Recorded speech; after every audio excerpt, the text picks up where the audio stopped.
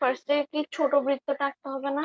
হ্যাঁ, ফার্স্টে দেখো, তোমাকে বলছো যে এই একটা বৃত্ত, এই বৃত্তের বহিস্থ কোনো বিন্দু ধরো এখান থেকে এটা কি করতে হবে, এখানে স্পর্শ আঁকতে হবে। তো তুমি কি করবা, এটা তো কেন্দ্র, তো এই দুটো যোগ করে দিবা।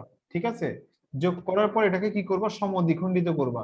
তাহলে সমদ্বিখণ্ডিত করলে এই বিন্দুটা পাবা না এম। জি ভাইয়া। এবার তুমি ওএম বা পিএম ব্যাসার্ধ নিয়ে তুমি কি করবা, একটা বৃত্ত আঁকতে হবে। বৃত্তটা এই বিন্দু দুইটাতে ছেদ করতেছে না, জি। এখান থেকে এখানে একটা কি টানবা, লম্ব। আর এখানে মানে এইটা এটা যোগ করবা, এটা এটা যোগ করবা, এটা এটা যোগ করবা, এটা এটা যোগ করবা, হয়ে গেল। ঠিক আছে তাহলে এটা লম্ব।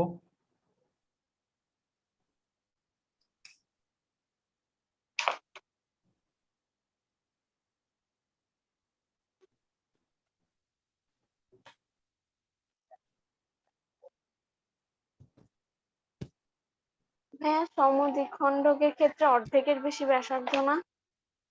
হ্যাঁ, সমদ্বিখণ্ড করতে গেলে অর্ধেকের বেশি ব্যাসার্ধ নিতে হয়। হ্যাঁ, আমারটাতে না বৃত্তের ভিতরে ঢুকে যাচ্ছে। কি? সমদ্বিখণ্ডকটা বৃত্তের ভিতরে ঢুকে যাচ্ছে।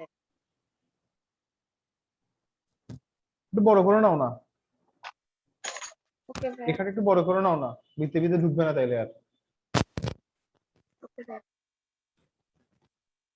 বাইরে করে নাও, আর তাহলে বৃত্তের ভিতরে ঢুকবে না।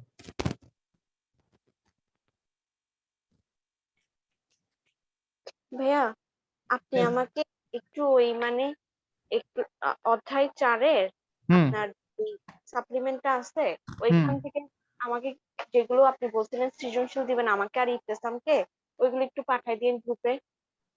তুমি ডেস্কটপ কিনছো না?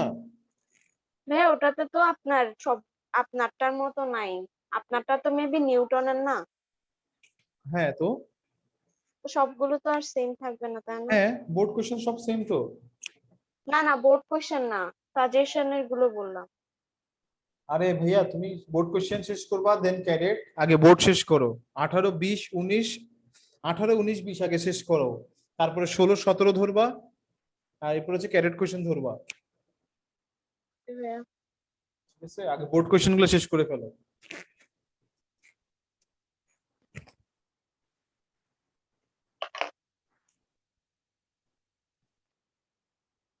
কালকে 11টায় মনে আছে? হ্যাঁ ভাইয়া, কালকে 11টায়। শেষ, এটা শেষ। ভাইয়া 11টা নাকি 11:30? 11টা বলছিলাম ভাইয়া, লেখা আছে তো গ্রুপে। আচ্ছা ভাইয়া। শেষ এটা। ভাইয়া একটু লাস্টে ঠিক।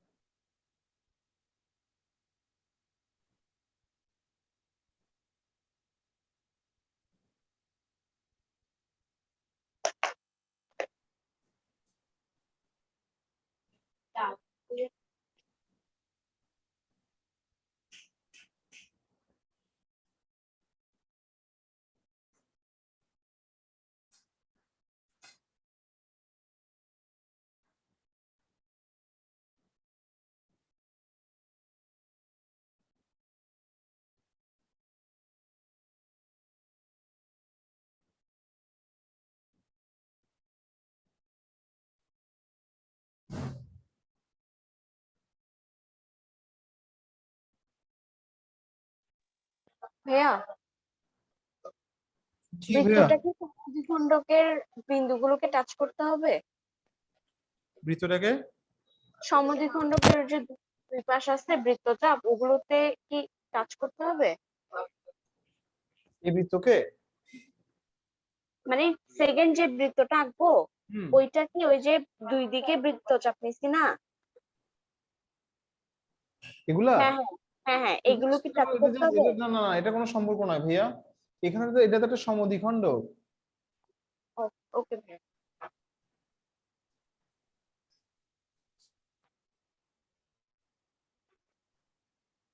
হ্যাঁ, শেষ। শেষ, বুঝে গেছে এটা। অঙ্কনের বিবরণ লাগবে। নো ভাইয়া। আচ্ছা, এরপর দেখো ভাইয়া, এর পরেরটা তোমাকে বললো কি বৃত্ত, আচ্ছা 7 নাম্বারটাতে করাই নাই, বৃত্তের কোন একটা বিন্দুতে স্পর্শক আঁকতে হবে।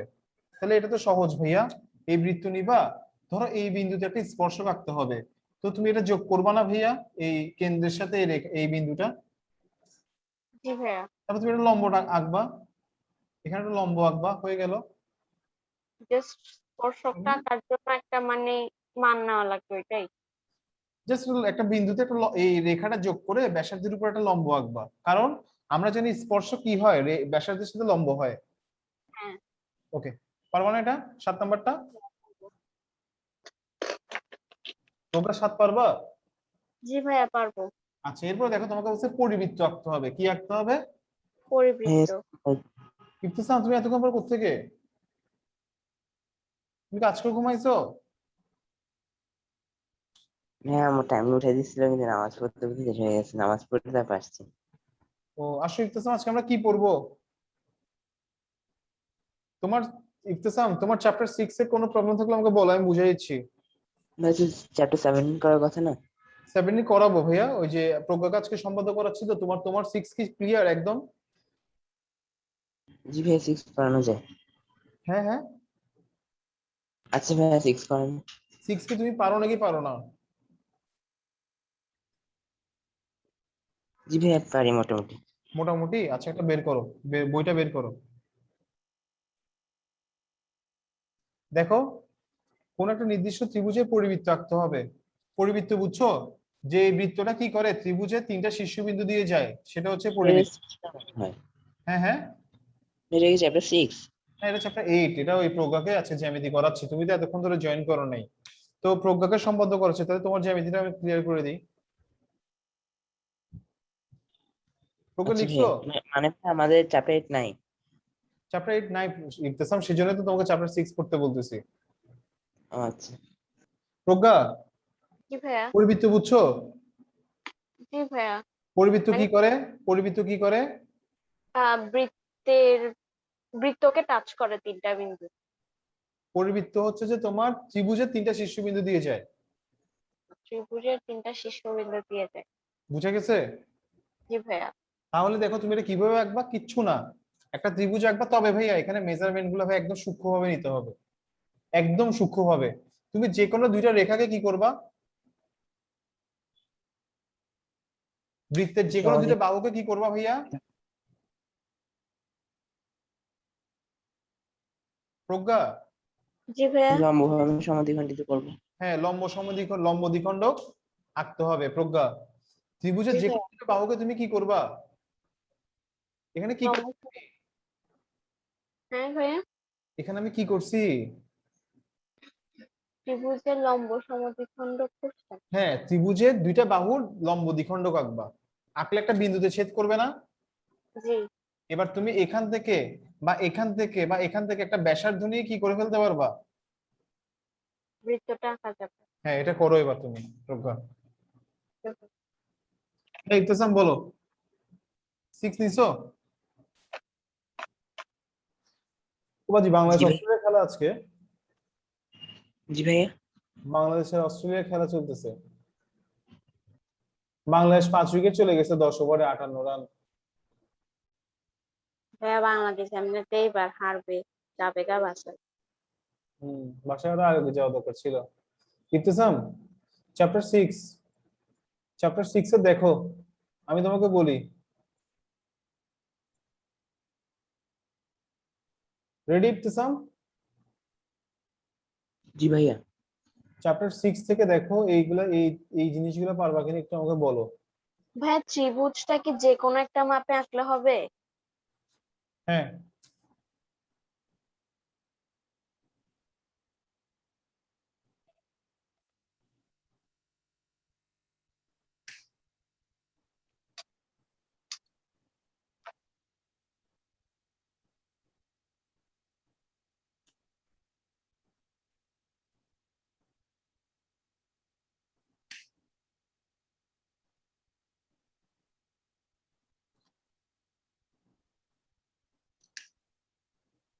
ইবতেসাম বলো যেটা পারবা কিনা। উদাহরণ 1।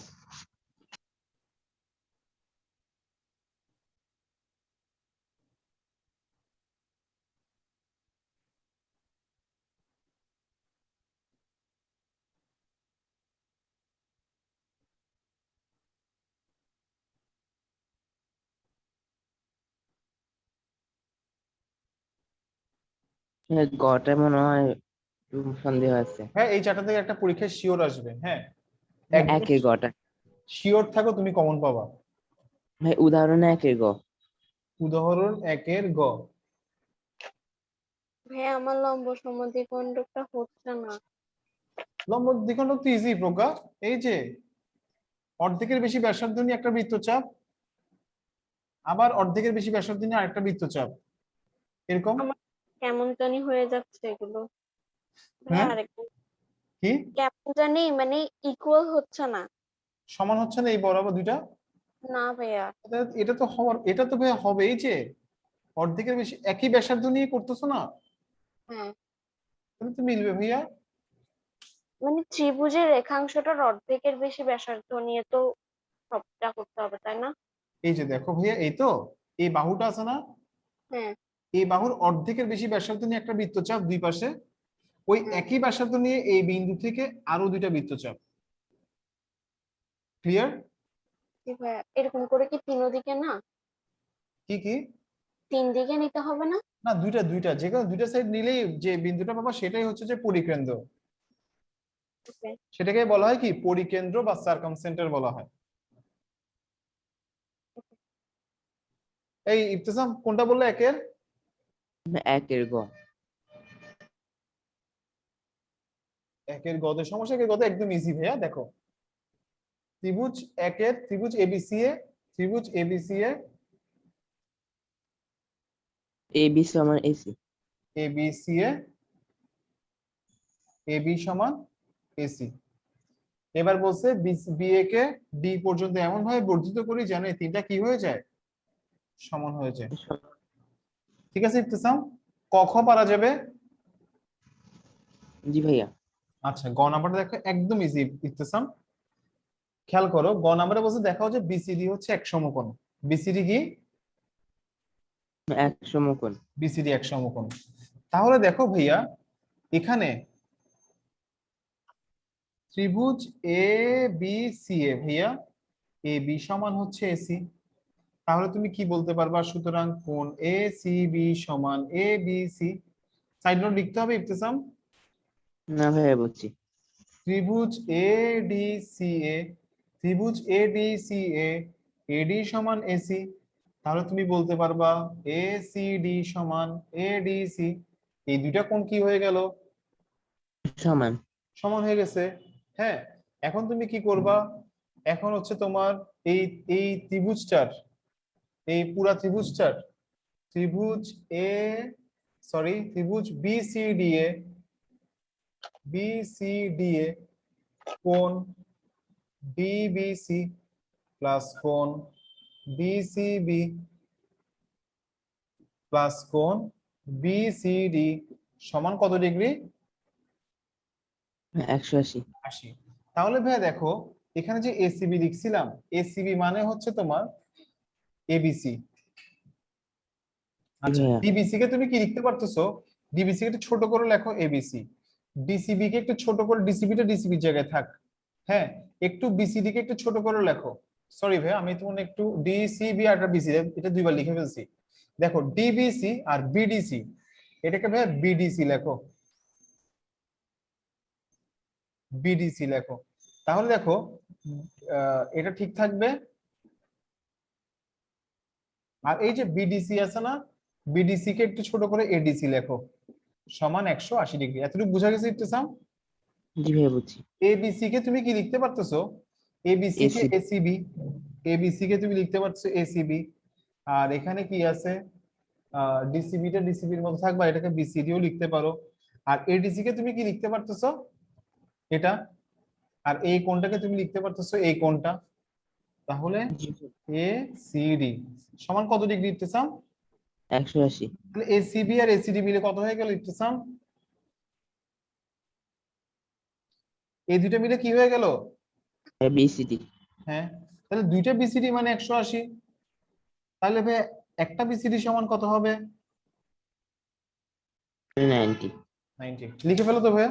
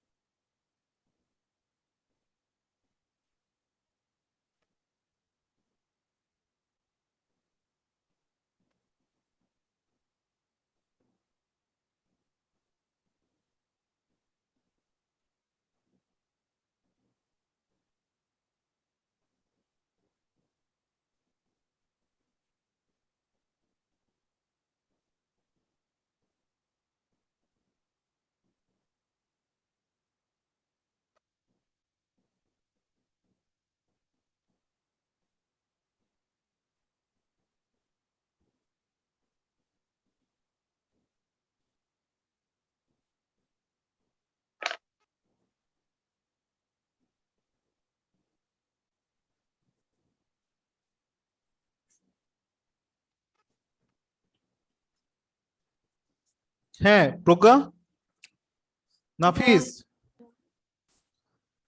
নাফিস, জি ভাই, হ্যালো। কি ব্যাপার 5টা বাজে জয়েন করছো কেন? একটু দেরি হয়েছে আসতে। কাল লাস্ট ক্লাস করো নাই কেন ভাইয়া? আর মনে ছিল না যে 4:30 ক্লাস ছিল। তোমার সিলেবাস গত ক্লাস করো নাই কেন? আর মনে ছিল না যে 4:30 ক্লাস ছিল। আর কে তোমার সিলেবাসটা আমাকে পাঠাও নাই, কি ব্যাপার? তুমি পরীক্ষা দিবা না বার্ষিক? বার্ষিক পরীক্ষা স্কুল থেকেই সিলেবাস দিতে এত দেরি করতেছে। এমনি এমনি পাঠাই দিব। কালকে 11টায় মনে আছে সকাল? ইবতেসাম, প্রজ্ঞা, নাফিস। জি জি ভাইয়া। ভাইয়া। আচ্ছা, এখন বলো, এই প্রজ্ঞা পারছো? না ভাই, আমারটা হচ্ছে না। ত্রিভুজের ত্রিভুজের এটা মিলতেছে না যে। না প্রজ্ঞা ভাইয়া। দেখো, একটা ত্রিভুজ, ঠিক আছে? এই ত্রিভুজটা আছে না, এই ত্রিভুজের এই বিন্দু থেকে একটা ব্যাসার্ধ নিয়ে অর্ধেকের বেশি ব্যাসার্ধ একটা বৃত্তচাপ আঁকলে এভাবে। এটা তোমার বৃত্তচাপ একটা বৃত্তচাপ যদি বাইরে আসে, একটা বৃত্তচাপ ত্রিভুজের ভিতরে ঢুকে যাবে। ভাইয়া ত্রিভুজের ভিতরে বাইরে কোনো সমস্যা না, যেখানেই হোক কোনো সমস্যা না। হ্যাঁ, তোমাকে মেইন কাজকে সমদ্বিখণ্ডিত করতে হবে, তুমি যেভাবে করতে পারো। ঠিক আছে ভাইয়া? জি ভাইয়া।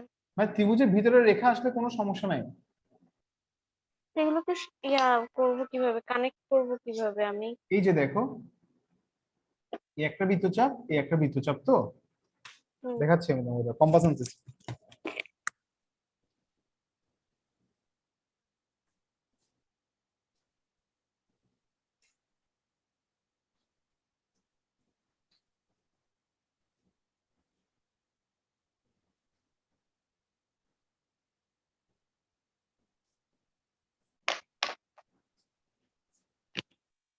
এই যে প্রকার এরকম, এখান থেকে একটা বৃত্তচাপ, এই বিন্দু থেকে আরেকটা বৃত্তচাপ এভাবে। এবার ওই একই ব্যাসার্ধ নিয়ে এই বিন্দু থেকে একটা বৃত্তচাপ, এই বিন্দু থেকে একটা বৃত্তচাপ, এটা পারা যাচ্ছে না? শোনা যাচ্ছে না। প্রজ্ঞা, হচ্ছে না? জি ভাই, এখন শোনা যাচ্ছে। হ্যাঁ, পারা যাচ্ছে না। হ্যাঁ, হচ্ছে এই যে না। দেখো না, এই বিন্দু থেকে একটা বৃত্তচাপ, এই বিন্দু থেকে একটা বৃত্তচাপ, তারপর সেম এই বিন্দু থেকে এই বৃত্তচাপ, এই বিন্দু থেকে একটা বৃত্তচাপ। আচ্ছা, না পারলে রাখো এটা, এটা ইয়েতে দেখাই দিব। আমি এটা ভিডিও করে পাঠাতে হবে আর কি। জি ভাইয়া। এই নাফিস, জিওমেট্রি করছো কিছু ভাইয়া? জিওমেট্রি কিছু করছো?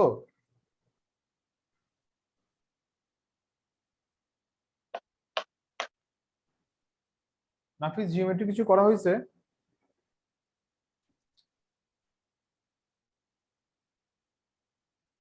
হ্যাঁ, জেনারেল ম্যাথে 17 শুরু করি তাইলে এবার।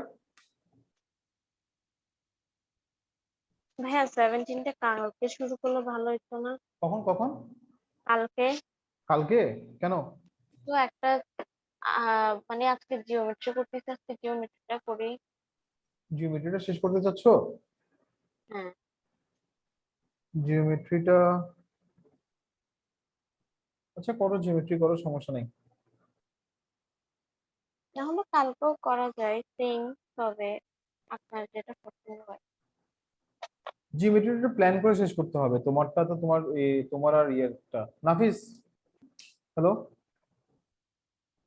ও কোথায়? ও কোনো খবর টবর নাই, ক্লাস কি করে না করে কে জানে। ইফতেসাম, আর কোনোটা প্রবলেম আছে 6 এ? না ভাইয়া। আচ্ছা, তাহলে কি করা যেতে পারে বলো, কি করলে ভালো হয়? 6 এ টেস্ট পেপার সলভ করলে ভালো হবে। কি কি? ভাই 6 এ টেস্ট পেপার সলভ করলে ভালো হ্যাঁ, হবে। জিওমেট্রি টেস্ট পেপার বলে কিছু নাই। জিওমেট্রি কি জানো? জিওমেট্রি হচ্ছে তুমি বইটা পারো, আর তুমি ফিগার চেঞ্জ করে সব প্রুফ করতে পারবা, এটাই তোমার জন্য সৃজনশীল। বুঝছো কথাটা? জি ভাইয়া বুঝছি। মানে জিওমেট্রির ক্ষেত্রে তুমি সব কমন একদম হুবহু আসবে, কিন্তু তুমি এবিসি দিয়ে না পেয়ে X Y Z MN OP এগুলো দিয়ে পাবা। ওকে, তাহলে একটা শোনো, একটা কথা বলি, সেটা হচ্ছে যে প্রজ্ঞা, হুম। 17টা শুরু করে দিই, জিওমেট্রিটা আমি বলি আজকে আর কালকে আমাকে টাইম দাও, আমি 17টা শেষ করে দেই, ঠিক আছে? জি ভাইয়া। আর এরপরে যে রোববার দিন হচ্ছে যে দুই ভাগ করে দিব, ইফতেসাম থেকে পরীক্ষা নিয়ে নিব, তোমাকে জিওমেট্রিটা করাই দিব, আচ্ছা ভাইয়া। ঠিক আছে? ওকে। ওকে, আসো ভাই 17 স্টার্ট করি। আজকে আমরা আসো 17টা শুরু করি, গড় করব এখন, সহজ একদম।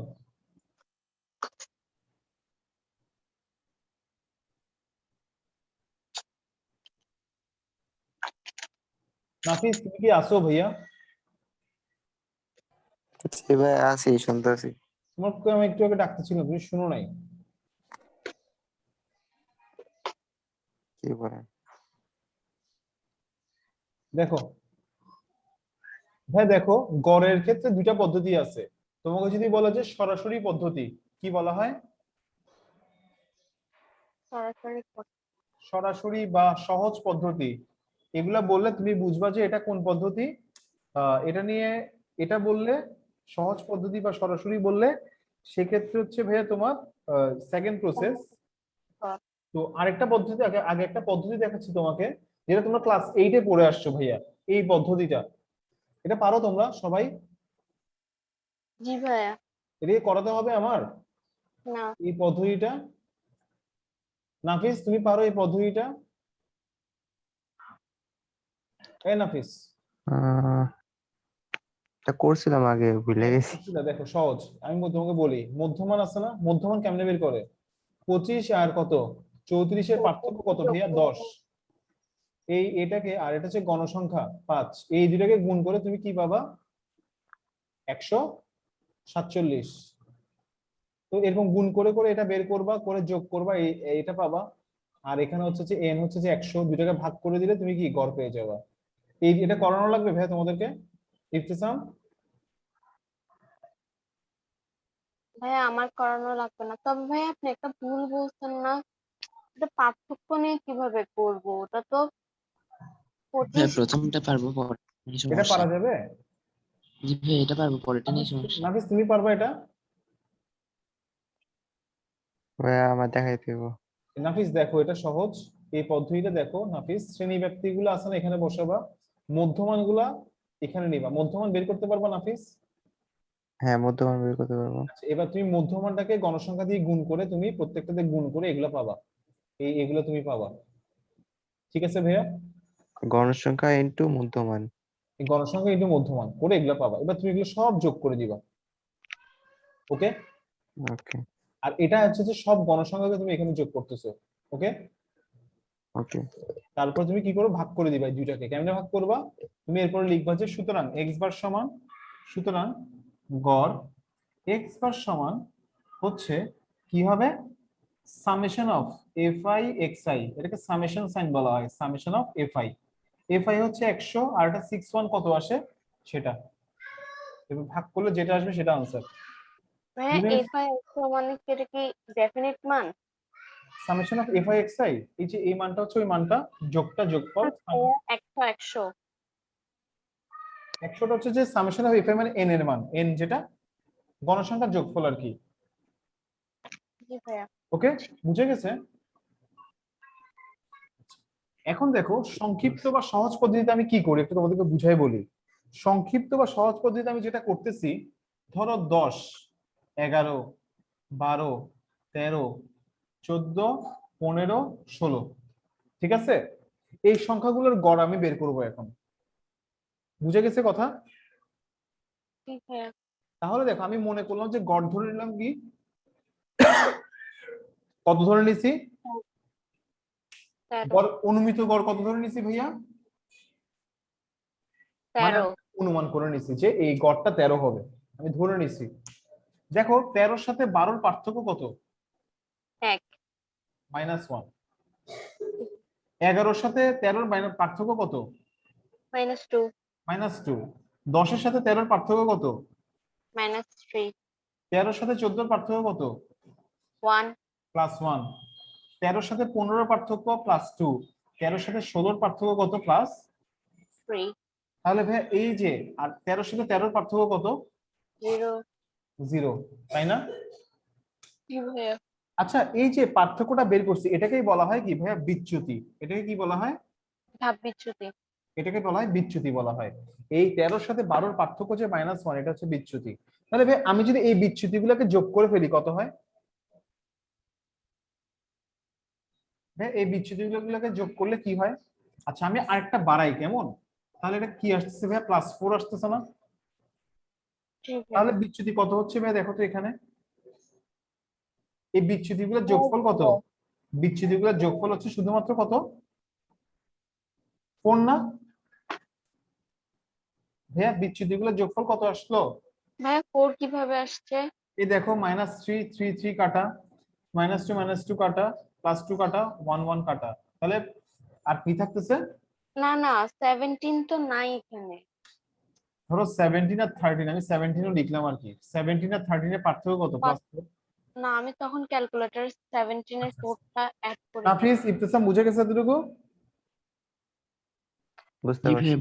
তাহলে গড় বিচ্যুতি কত ভাইয়া দেখো তো? বিচ্যুতির গড় কত? মোট 4, 1 2 3 4 5 6 7 8 সমান কত আসলো? বিচ্যুতির গড় কত আসলো? 0.5। তাহলে বিচ্যুতির গড় আসলো 0.5। তাহলে সূত্র হচ্ছে যে গড় নির্ণয়ের সূত্র হচ্ছে ভাইয়া এই যে আমি যে অনুমান করে নিছিলাম এটা প্লাস বিচ্যুতির গড়। তাহলে দেখো এ হচ্ছে কত? 13, তাহলে কত আসলো? 13.5। গড় কত আসছে? 13.5। তাহলে এখানে এখন এগুলো সবগুলো যোগ করে 1 2 3 4 5 6 7 8 দিয়ে ভাগ করে দেখো তো কত হয়। তোমরা 10 থেকে 17 পর্যন্ত সব যোগ করে, হ্যাঁ ভাইয়া 8 দিয়ে ভাগ করে দেখো তো কত হয় আমাকে জানো। ভাইয়া 13.5 কে 8 দিয়ে ভাগ করে ভাইয়া সবগুলা যোগফলকে এগুলো সব যোগ করে 10 + 11 + 12 13 এগুলো সব যোগ করে 8 দিয়ে ভাগ দাও, মোট 8টা সংখ্যা। ভাইয়া 13.5। ইবতিসাম তোমার কত আসছে?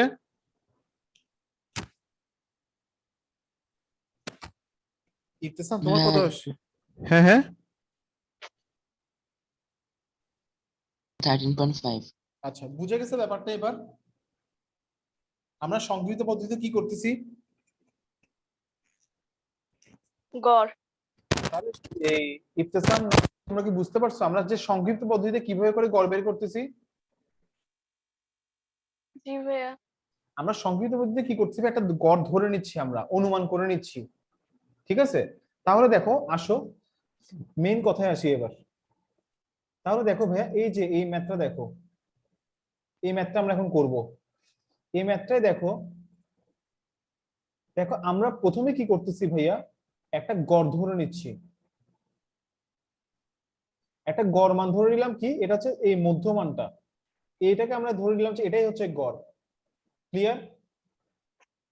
জি ভাইয়া। তাহলে এটা যদি গড় হয় আমাদের কি কি লাগবে? শ্রেণীব্যাপ্তি, মধ্যমান, গণসংখ্যা, ধাপ বিচ্যুতি। ধাপ বিচ্যুতিটা এবার বুঝতে পারছো কি জিনিস?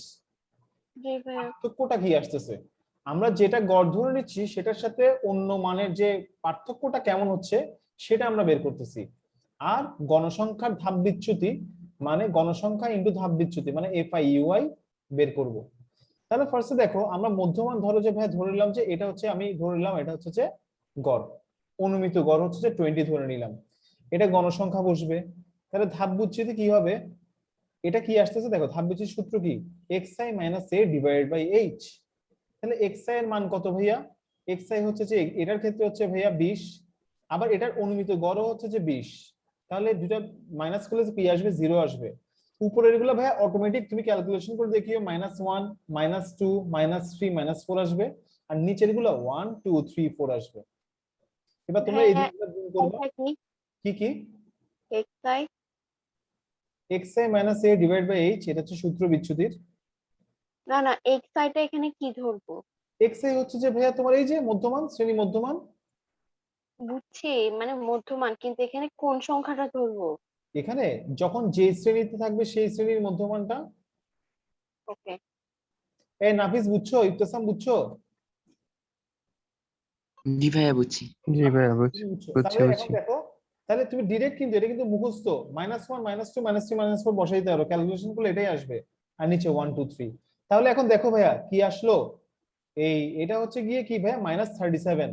-37 মানে কি ভাইয়া, এটা হচ্ছে summation of F I U I, এই জিনিসটাই হচ্ছে যে এটা 37টা। তাহলে এবার সূত্র কি ভাইয়া? এতটুক তোমরা করে ফেলো আগে, এই এতটুক পোর্শন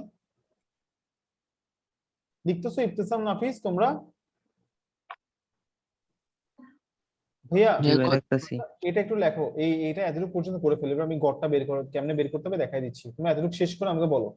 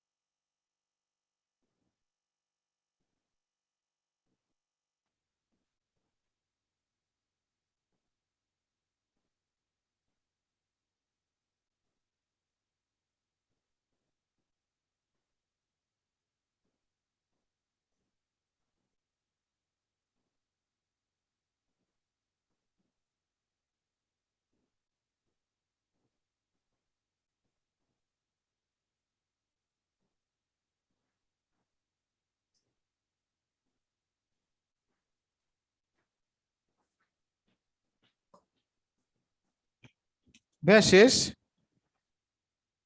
না ভাইয়া একটু ওকে ওকে ওকে। লাস্টে একটু।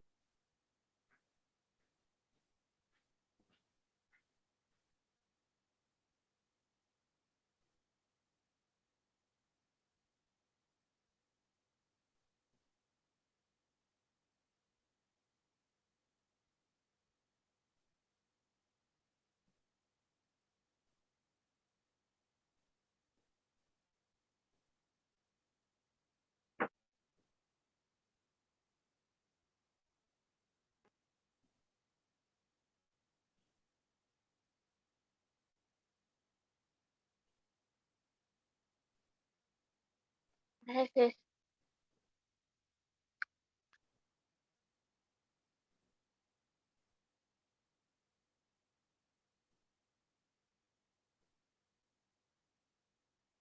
জি ভাইয়া লিখছি।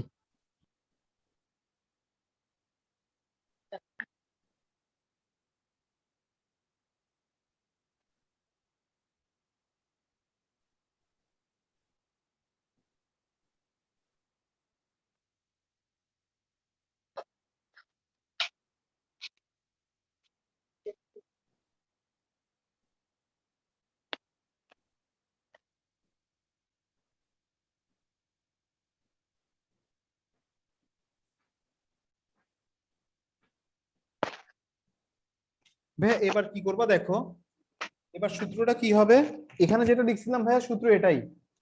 ভাইয়া এখানে কোনটা লিখছিলাম, এ প্লাস কি লিখছিলাম, ডি। ধাপ বিচ্যুতি লিখছিলাম না? জি ভাইয়া।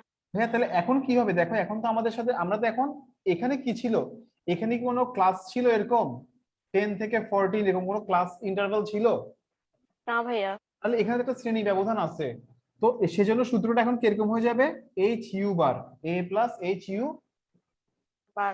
বার। তাহলে এখন তুমি কি লিখবা, তুমি লিখবা যে ভাইয়া এখন সূত্রটা, যে সুতরাং এক্স বার সমান এ প্লাস এইচ ইউ বার। এ মানে কি, অনুমিত গড়, এ মানে অনুমিত গড়, এইচ মানে কি, শ্রেণী ব্যাপ্তি, শ্রেণী ব্যাপ্তি, আর ইউ মানে কি, ইউ মানে হচ্ছে যে ধাপ গড় বিচ্যুতি,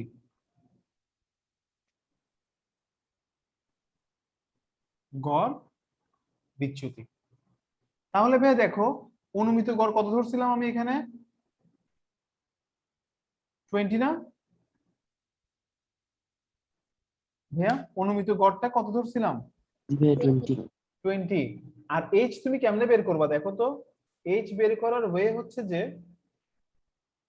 পরপর দুইটা শ্রেণীর, এই যে 2 থেকে কত ছিল 6, 6 থেকে 10 ছিল, না ভাইয়া 5 না, প্রজ্ঞা তুমি কি 5 বলছো? জি ভাইয়া। না ভাইয়া, এটা কেমনে বের করতে হয় তোমার মেইন টেকনিকটা বলি, এই দুইটার পার্থক্য বের করবা, 6 মাইনাস 2 কত হয়, 4। 4। আবার এই দুইটার পার্থক্য বের করো, দেখো কত হয়, পরপর 4। দুইটা শ্রেণীর, পরপর দুইটা শ্রেণীর কি নিম্ন সীমার পার্থক্য, অথবা পরপর দুইটা শ্রেণীর উচ্চ সীমার পার্থক্য হচ্ছে গিয়ে কি, শ্রেণী শ্রেণী ব্যাপ্তি। তাহলে এটা কত আসতেছে ভাইয়া, 4। 4। তাহলে 4। আর ইউ বার কত আসছে ভাইয়া, ইউ বার হবে কি, summation of F I UI divided by summation of F I. তাহলে 20 প্লাস 4, এটা মাইনাস 37, আর সামেশন অফ এটা হচ্ছে 188। ভাই এবার বের করো, ক্যালকুলেশন করে বের করো কত হয় দেখো,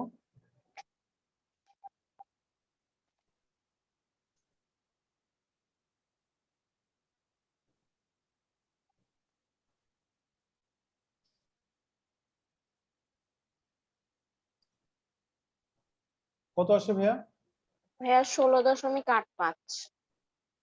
কেমনে ভাইয়া, ফার্স্টে এটা বের করো, এটা এটা একটা প্রথম বন্ধনীর কাজের মতো, আগে মাইনাস 37 ডিভাইডেড বাই 188 করো, মাইনাস 37 ডিভাইডেড বাই 188 ভাইয়া সমান কত,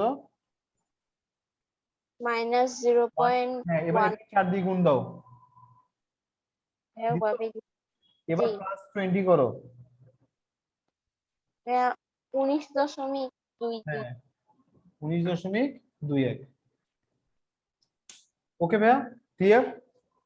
জি আচ্ছা, এরপর ভাইয়া এর পরের গড়টা ইজি। এবার দেখো ভাইয়া মধ্যক, নাফিস বুঝছো?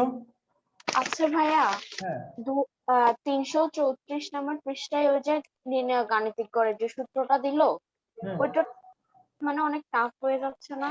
কোনটা? বুঝতে ওই যে নির্ণয় গাণিতিক গড়ের সূত্রটা